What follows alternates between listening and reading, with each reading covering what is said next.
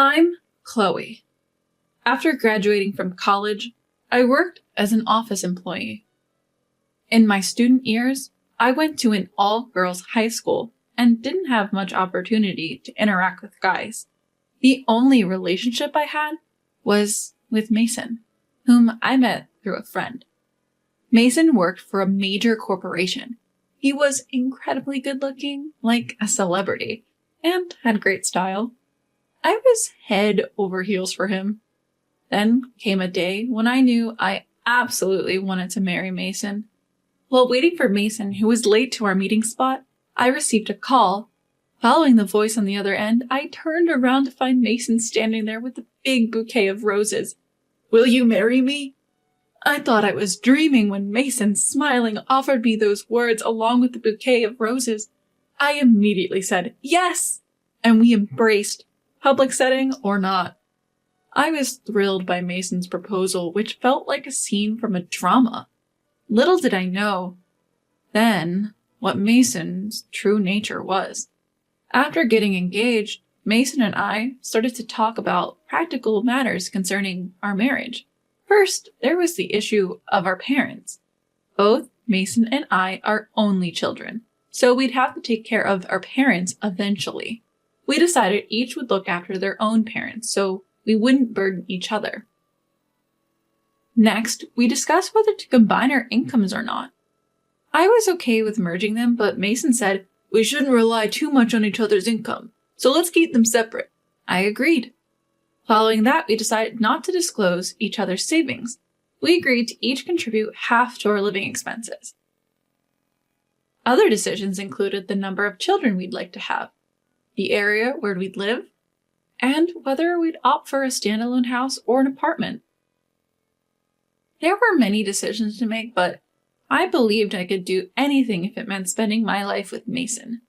When we went to announce our engagement to father-in-law and mother-in-law, whom I'd met before and gotten along well with, that belief started to waver.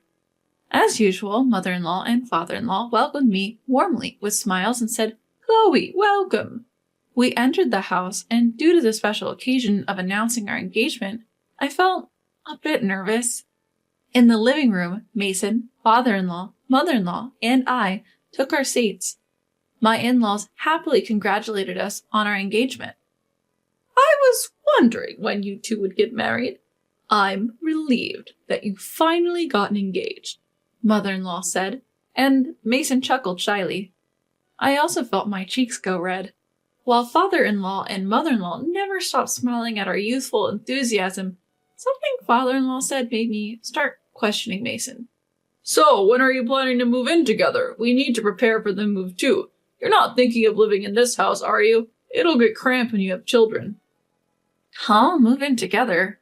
My bewildered expression made father-in-law and mother-in-law puzzled as well. Only Mason looked a bit uncomfortable. "Wait, what?" said mother-in-law, giving me a suspicious glance.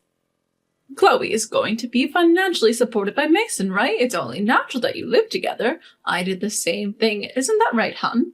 Father-in-law nodded. "Yeah, that's true." Mason chuckled awkwardly and muttered, "Sorry." This meant Mason hadn't told his parents anything about our discussed plans for married life. This was the first time I felt disbelief and disappointment in Mason for not communicating with his parents. The man I deeply loved and saw as a prince suddenly seemed unreliable. But I've heard that's what marriage is like.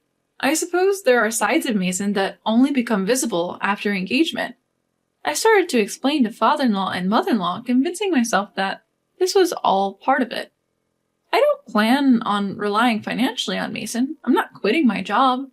And we've decided to individually take care of our own parents. "Hold on, Chloe. You should reconsider. Sure, women are advancing in society, but Mason has a good salary. It would benefit the household. Isn't it heartless to care for your parents separately?" We're both only children, and our parents are roughly the same age. We decided it'd be better to each care for our own parents, especially if they fall ill at the same time. Father-in-law and mother-in-law had complicated looks on their face, but I continued to explain with unwavering conviction. I didn't want to ruin my relationship with them, but I also wanted to live the married life Mason and I had agreed upon. I don't know Mason's income or savings, but considering where he works, I know he earns a decent wage. However, quitting my job isn't an option for me. Do you have such an important job, Chloe? I hesitated a bit, then nodded. Yes, actually, my dad runs a company that I'm supposed to take over in a few years. Father-in-law and mother-in-law were shocked.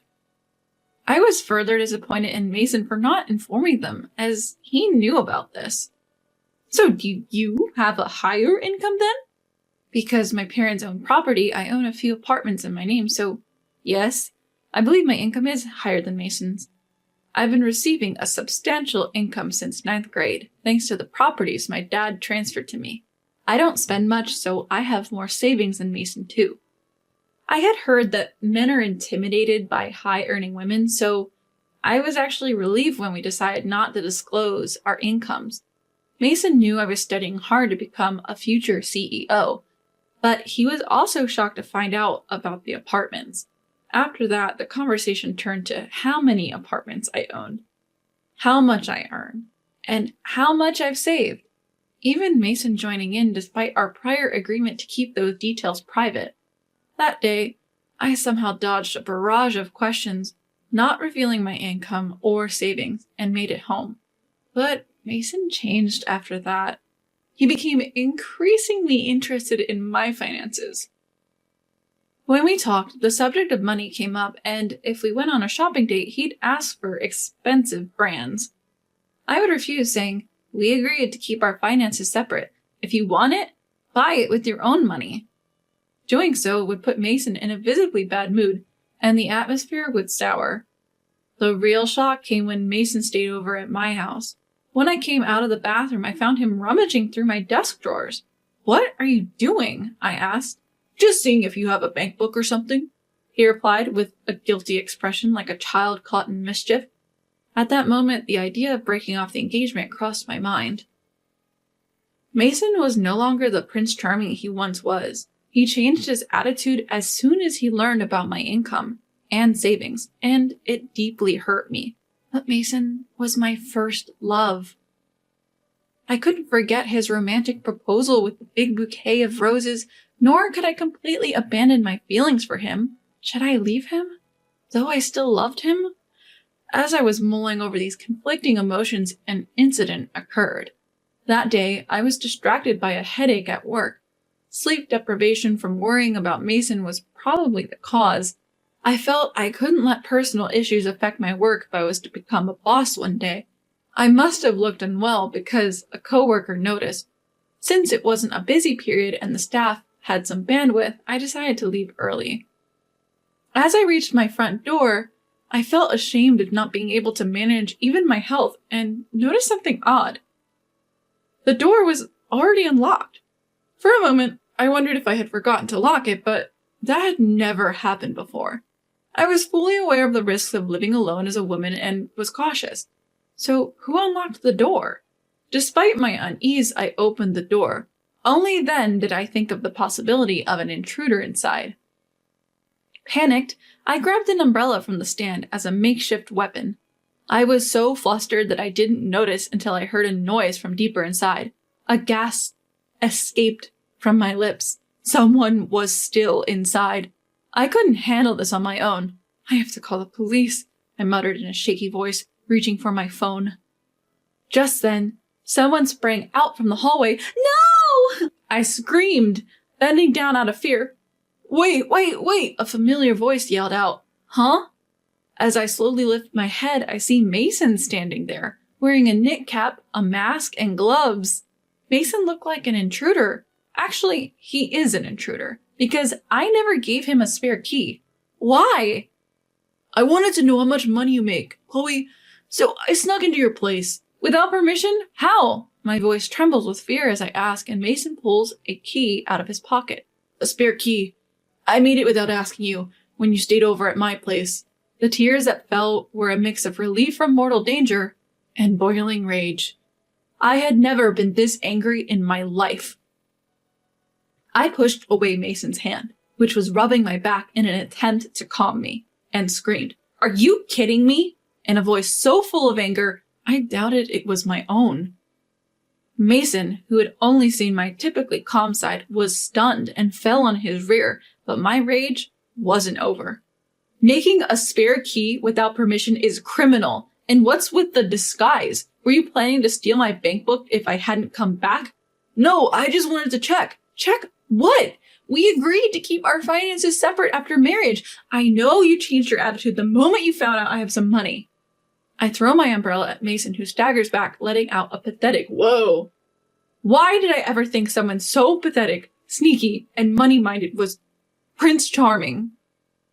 My dream, which had been so joyously accepted, along with a bouquet of roses, had come to an end. I grab Mason's belongings left in the room and throw them outside, pulling Mason out by the arm. Ignoring Mason's plea to wait, I yell, "Get out! The engagement is off, and I never want to see you again." "Wait, Chloe, I truly love you. No need for your love anymore. Goodbye." I slam the door shut. My love for Mason completely chilled. Everything goes surprisingly smooth as I check that my bank book is intact, explain the situation to my parents, and call my future in-laws. My future mother-in-law pleads, "Please don't sue Mason." I had no intention of doing so, so I coldly reply, "Cutting off ties is enough for me." My parents are furious at Mason's actions, and the engagement is swiftly called off. My dad was angrier at Mason than anyone else. Knowing Mason's boss personally, my dad spilled the beans, saying, "Your employee did this to my daughter." Mason's company was lesser in standing compared to my dad's. Panicked, Mason's boss transferred him to a remote location and demoted him. And so, my first love came to an end. I learned the hard way that love is over the moment money gets involved. Later, Mason marries Lily, a successful CEO. Mason was handsome, and Lily, who was rumored to like good-looking men, must have been charmed. Mason had quit his job and was living a life full of golf, horse racing, and casinos. But Lily, just a few months into their marriage, had enough of Mason's lack of work ethic. She kicked him out, handing him $1,000 and divorce papers. "Lose yourself with this money," she said, as Lily, who didn't know I was Mason's ex, later told me. I totally get where Lily was coming from. Mason was the kind of guy you'd want to kick to the curb. After that whole ordeal with Mason, I dove into my work. Friends at the time say there was an intensity to me, working with the resolve to make my job my lifelong partner. But there was a man who found that intensity appealing. He kept pursuing me, and though I initially resisted, I eventually felt drawn to him. Now, we're married, and we've been blessed with 3 children. Taking over for my dad, I've become the company president. My husband has taken all the household duties as a stay-at-home dad. Once the kids are grown, my husband wants to contribute to my company, and that's why he's my ideal Prince Charming. As for Mason, after Lily left him, he even tapped into his parents' money. He's been cut off by his family, and nobody knows where he is now. Looking back, he was a prime example of how greed can ruin a life.